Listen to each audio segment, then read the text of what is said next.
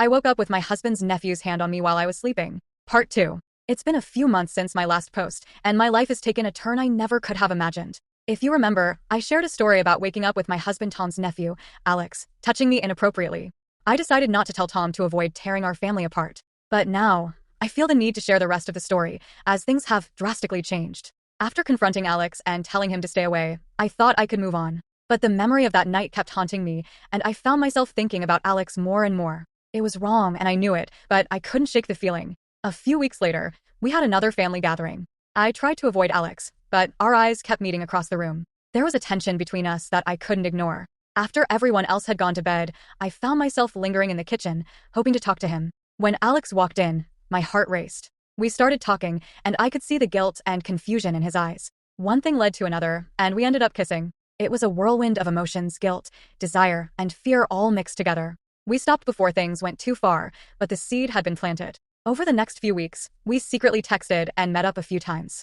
The more we saw each other, the more I felt drawn to him. I knew it was wrong, but I couldn't stop myself. One night, Tom was out of town for a business trip, and Alex came over to study with the kids. After they went to bed, we ended up in my bedroom. It was the first time we had sex, and the guilt was overwhelming. I felt like I was betraying everything and everyone I loved, but I was also addicted to the excitement and the way Alex made me feel.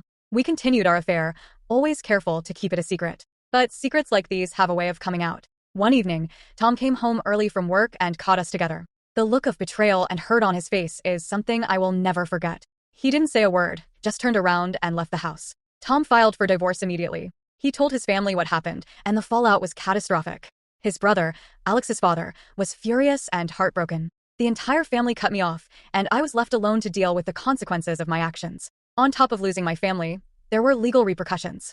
Alex was 22, but given the nature of our relationship and my position of authority over him as his aunt by marriage, there were talks of pressing charges for sexual assault. The idea of being labeled a predator and facing jail time for what I had done was terrifying. I'm writing this now from a small apartment where I moved after the divorce. I've lost everything: my husband, my children, my home, and my dignity. I don't expect anyone to feel sorry for me. I made my choices, and now I'm living with the consequences. Next week I also have a court hearing for my actions, and I could go to jail for sexual assault.